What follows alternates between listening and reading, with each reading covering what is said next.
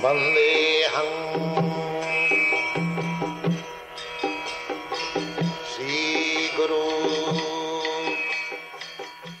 The following is a class on the Srimad Bhagavatam, first canto, first chapter, text number 3, given by His Divine Grace, A.C. Bhaktivedanta Swami Prabhupada, recorded on the 24th of February, 1975, in Caracas, Venezuela. Sri Rupam Chakrajatam Nigama kalpatarod galitam phalam sukhamukhad amrita dharma sangyutam pivata bhagavatam rasamalayam muhu raho rasika bhuvi bhavuka. Last night we discussed the verse Dharma Projita Kaitavatra, that in the Srimad Bhagavatam the cheating type of religious system is rejected. We have already explained Dharma does not mean a kind of faith, blind faith. Dharma means the real characteristic. For example, just like water is liquid, this is the characteristic of water, that is Dharma. Stone is solid, that is the characteristic of stone, that is Dharma. So, faith is different thing. Faith, I have got faith today in something. Tomorrow I may have faith in some other thing. And actually we see sometimes a person called a Hindu is changing his faith to Muslim or Christian, or a Christian is changing his faith to another way. So faith can be changed, but the characteristics cannot be changed. Just like water is liquid, the liquidity cannot be changed of water. So, in Sanskrit language or in Vedic literature, dharma means the characteristics which cannot be changed. Now, let us consider what is the characteristic of the living being. The characteristic is that every one of us is serving somebody superior. Nobody, we are sitting in this hall, can say that I am not serving anyone. If somebody is not serving anyone, then he must be serving his own senses. The whole material world is going on because the people are engaged in the service of the senses. For sense gratification, one is doing very, very risky job. So, nobody can say that I am not serving. That is the characteristic of the living being, and that is called dharma. Sri Chaitanya Mahaprabhu says that Jiver Swarup hoy Nitya Krishna Das, means we living entities, our real characteristic is to serve God. But we have given up the service of God, therefore we are now engaged in the service of the senses. And because we are constitutionally servant, therefore either we shall serve the Supreme Personality of Godhead or the Absolute Truth, or if we do not like to serve the Absolute Truth, then we must serve our senses. Therefore it is described, Dharma Projita Kaitavatra, means cheating type of religion is completely rejected here in the Srimad Bhagavatam. Here this material world means everyone is trying to be master. but actually he is servant. Just like take, for example, in a family, the family head is actually he is servant of his wife, of his children, or of his even servants. He is servant, but he is thinking that I am the master of this family. In your country especially, if the husband cannot satisfy the wife, immediately there is divorce. So although in the name one is husband of the wife, but actually he is servant of the wife. The head of the family, just to keep the family members satisfied, he must be ready to serve all of them. If he dissatisfies any one of the family members, even to the servant, the whole family is disturbed. Therefore, constitutionally, we are all servants, but we are serving misguidedly the senses. Why I serve my wife? Because she gives me facility of sense gratification. Actually, I do not serve even my wife, but I serve my own senses. In this way, if you make an analytical study of everyone, you will find that everyone is engaged to serve his senses. Therefore, my original characteristic is to serve, but I am misplacing my service to somewhere else. So, therefore it is said in this verse, dharma projhita koitava. Koitava means cheating. So, everyone is serving his senses, but he is thinking that he is master. That is koitava, means cheating, or maya. The conclusion is that as we are constitutionally servant, we must remain a servant, not try falsely to become master. But by experience, we see that by giving service to so many things, nobody is satisfied, neither I am satisfied. For example, again let us go to the family life. A man has served the family with heart and soul throughout the whole life. And when he is old man, if he asks permission from his wife, my dear wife, now I have served so much, let me take sannyas now. The wife will never give permission. She will say, what you have done? I have got to do so many things. This son is not yet settled up, this daughter is not yet married. How you can take sannyas? So you cannot do. So actually, he is a servant of the wife, but he is thinking I am master of the family. This is called maya. And any religious system on the platform of this false understanding is also cheating. Therefore it is said, dharma projhita koitava. Koitava means cheating, which is not dharma. No, it is not the characteristic. The characteristic is that I am eternally servant of God. So instead of serving God, if I serve the dog, that is called cheating religion. Nobody is meant for serving a dog, but because I am servant, if I haven't got sufficient engagement as servant of God, then I keep a dog to serve him.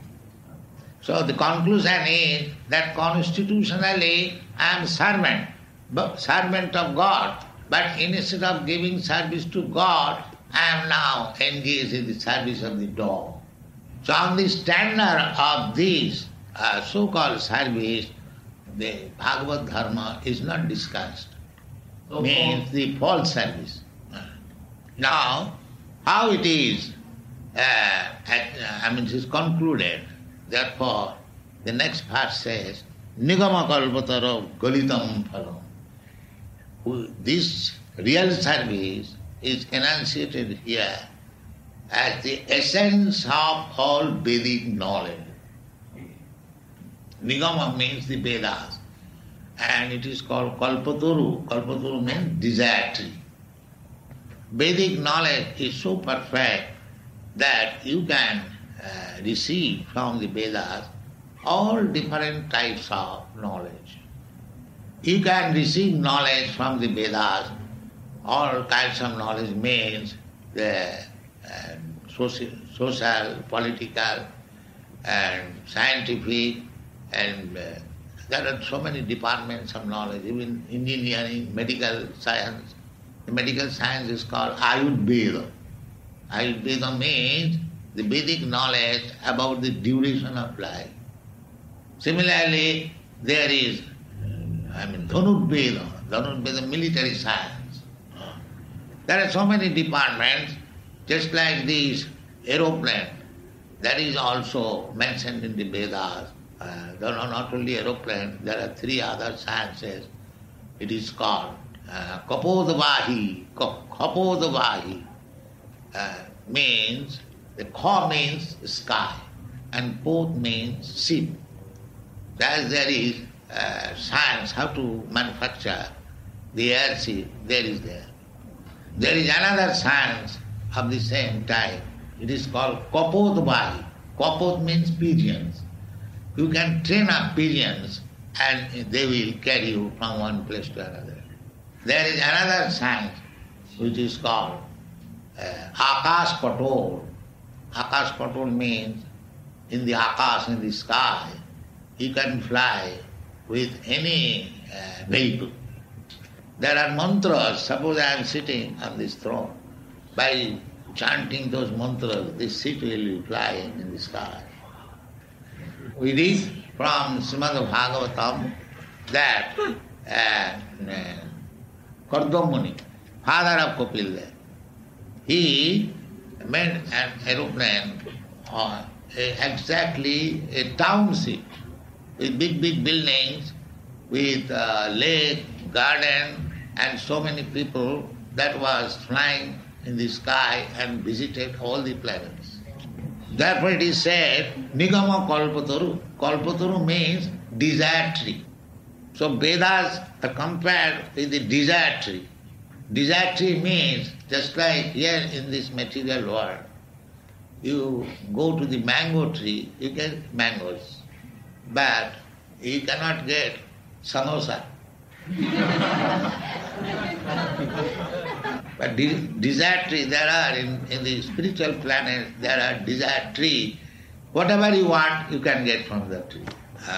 You go to any tree and whatever you like, you get it from it. So that is called Kalpataru. So the Vedas are compared with the Kalpataru because you can derive any kind of knowledge from Vedic literature. So Veda means knowledge. The word Veda means knowledge. So Vedic literature means you can take it, any kind of knowledge, it can be called Vedas. Vetti Veda Vidagyani Vinti Vidvicharane. So in Sanskrit grammar, the Vidhatu, from Vidhatu means knowing. And from Vidhatu, the word Veda has come. Now, the author says that this Srimad Bhagavatam is the essence of Vedic knowledge. The Vedic knowledge is compared with the tree, and the tree has got fruit. So, this Bhagavatam is the fruit of the Vedic tree. That means you keep a tree for some getting fruit. If there is no fruit, that is meant for fuel, it is useless thing. So here it is said, Nigama Kalpataru Galitam Phalam, means the Vedic literature is just like the desire tree, and the Bhagavatam is the ripened fruit. And Galitam Phalam means a fruit ripened in the tree. It is very, very delicious.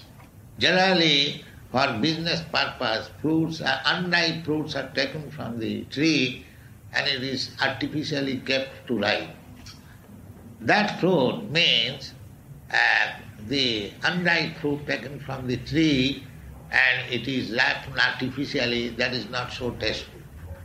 And if the fruit is ripened in the tree fully, then you taste it, it is very delicious. Another thing is that if any fruit in the tree, when it is ripened, it is tasted by the parrot, touched by the beak of the parrot, it becomes more delicious. So here it is said that this Srimad Bhagavatam is not only the ripening fruit of the Vedic tree, but it is tasted by Sukadeva Goswami. Sukadeva Goswami is the realized person. He is liberated, realized person, therefore to hear Bhagavatam from him is immediately delicious and effective. Sukamukhad amritam dhravasamvit. It is because it is explained by Sukadeva Goswami, not a professional third-class man, but Sukadeva Goswami. It is the injunction of Sanatana Goswami that one should hear Vedic literature, Bhagavatam, Bhagavad Gita from the realized person. Sri Sanatana Goswami says, Avaishnava mukhadgirna puta hari kathamritam sarvanam na kartabam. Means, if hari kathamritam means the Bhagavad Gita, this is hari kathamritam, the nectarine about the activities of the Supreme Personality of Godhead. That was called hari kathamritam. So, one should not hear hari kathamritam from a non-realized Vaishnava. Vaishnava means Vishnu Asa Devata, one who worships the Supreme Personality of Godhead, Vishnu. And Vishnu is expansion of Krishna. It is said in the Vedic literature, Ramadimurti Sukala Niyamena Tishthan Nana Avataram Akarat Bhuvaneshu Kintu Krishna Sayam Samabhava Paramapamanayo Govindam Adivurujam Kamamya. Means that Lord Krishna has plenary expansions in many forms, beginning with Ramadi, Lord Ramchandra, and Parashurama, and Balaram. There are three Rams, and Matsya Avatar, Kurma Avatar, Bhavan Avatar, Kalki Avatar, many. Some of them are mentioned in the Bhagavatam. So, the original person is Krishna. Krishna Sayam Samabhavat Paramapamanayo. The idea of praising Sukadeva Goswami means he is not a professional Bhagavad reader. He is realized so. Therefore, hearing of Bhagavat from Sukadeva Goswami is recommended. Or the representative of Sukadeva Goswami. Representative means one who is strictly following the principle adopted by Sukadeva Goswami. Just like Sukadeva Goswami first of all spoke Srimad Bhagavatam before Maharaj Parikshit. And in that meeting, Suta Goswami was present.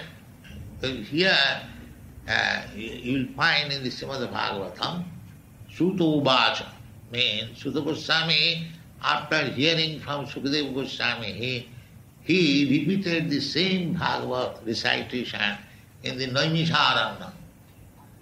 There was a big meeting about 2,500 years ago, or more than that, at Naimisharanya. That Naimisharanya is still there in India. It is now changed by the name Nimsha. It is situated about 100 miles off from Lucknow. So still there are many hermitages in Naimisharanya. People go there to visit as it is a place of pilgrimage. So this Bhagavatam was discussed there at Naimisharanya. So here it is recommended that Srimad Bhagavatam is the essence of all Vedic literature, and it was first spoken by Sukadeva Goswami. The Vedic literature is full of knowledge that I have described, and the essence of Vedic literature is Srimad Bhagavatam. Among the learned circles in India, it is said, Vidya Bhagavata Vadhi means your education should be up to Srimad Bhagavatam. Then you will have complete education. Then we shall understand what is our constitutional position and what is our real characteristic. In the Srimad Bhagavatam, the word mukti or liberation is stated. Srimad Bhagavatam defines mukti as this. Mukti hitya annatha rupam sarupena avasthiti. Mukti means giving up our unreal engagement and to be situated in the real, original, characteristic engagement. For our original characteristic that we are eternal servant of God, Krishna. If you are situated in that platform, eternal platform, serving Krishna, there is mukti. Mukti means give up the false conception of life and take the real conception of life. That is mukti. So Krishna in the Bhagavad Gita gives mukti in this word. Sarva dharman parityajya mamekam saranam vraja. Sarva dharman means all kinds of this bogus religious system. You sarva dharman parityajya, why is advising parityajya? Give it up. Because it is bogus. It is cheating. The real dharma is mamekam saranam vraja. Surrender unto me. Mamekam saranam. Yeah. This is religion. Krishna in the beginning, in the 4th chapter, he says, Yada yada hi dharmasya glani bhavati bharata abhutthanam adharmasya tadatmanam sijamaham paritranayana sadhunam vinasaya chadiskidam dharma samasthapanarthaya sammavami. These are the statements. Means whenever there is mismanagement of the word dharma or pure characteristic, at that time I appear. So Krishna appeared for re-establishing the real principles of dharma or religion. So he did not come or did not appear for establishing the so-called religion system, Hindu religion and Muslim religion or Christian religion or this religion, that. Not that type. Real religion. Therefore he says, Sarva dharman parityajya, give up all this. Simply surrender unto me. So any religious system which is teaching to divert the attention of the follower to so many things, that is cheating religion. Just like in India, there is a class of men, they are called Mayavadis. They recommend that you worship any demigod. The result is the same. This is false religion. Krishna says that Mam ekam saranam vraja, only surrender unto me. Then one may ask, then the Vedas, there are so many demigods worship is recommended. Is that false? That is not false, because it is mentioned in the Vedas. You cannot say it is false. But they are meant for all material benefit.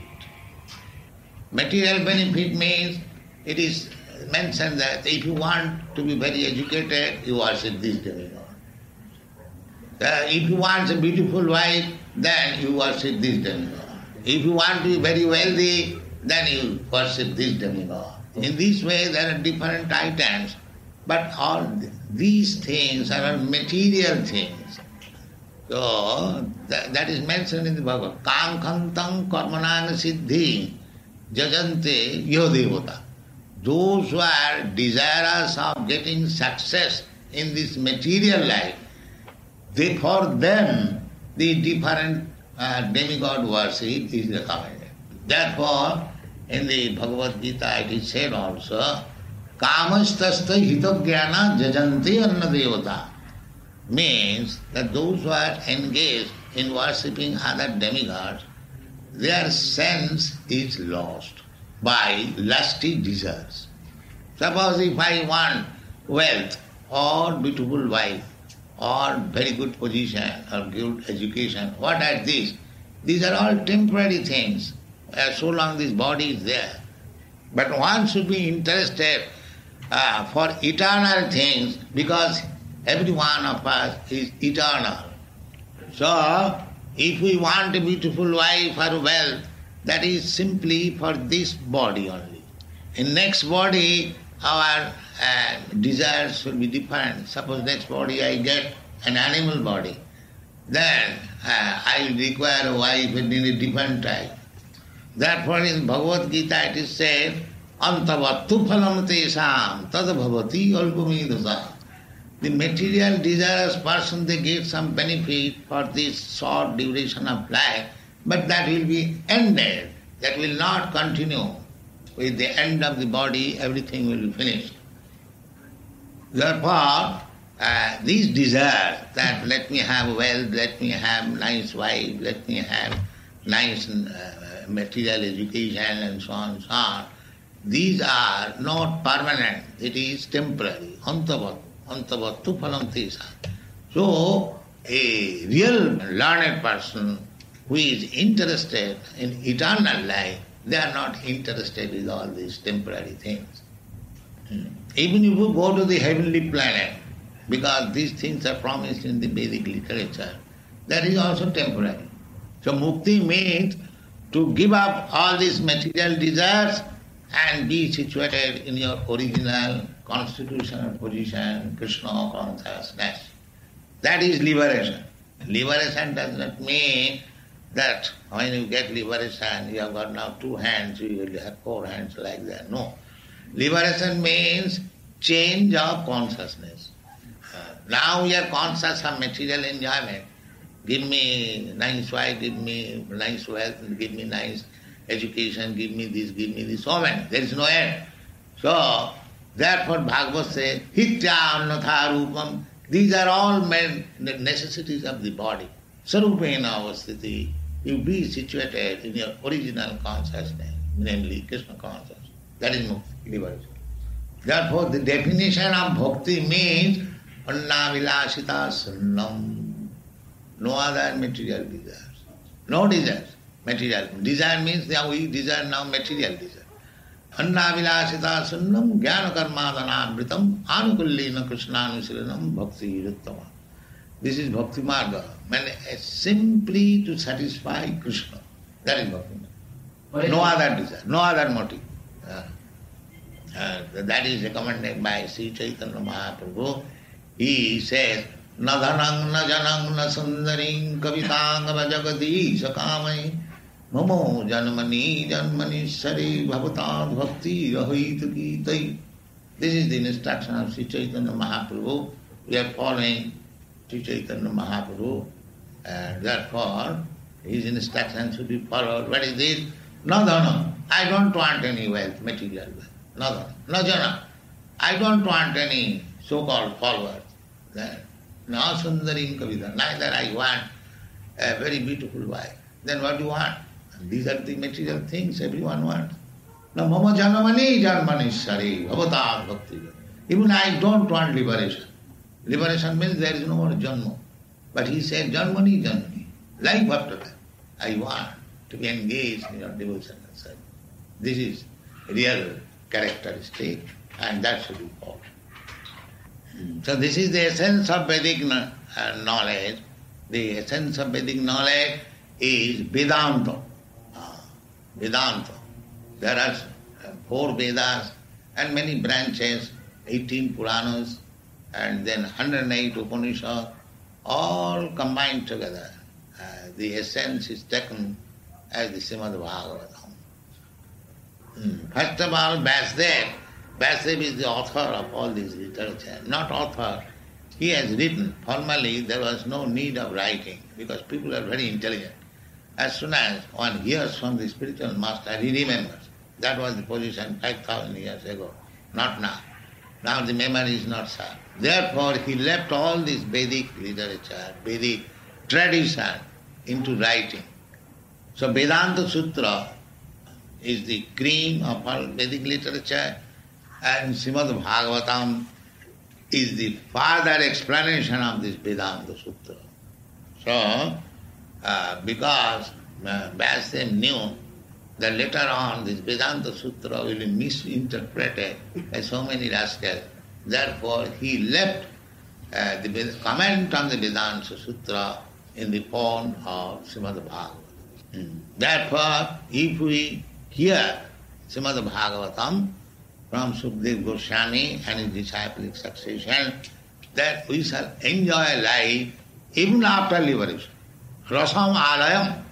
Alayam, layam means liberation, means this material life completely finished, spiritual life. Then the spiritual life also you will enjoy Srimad Bhagavatam. But for whom it is meant, that is said here, Mohuraha rasika bhuvi bhavuka.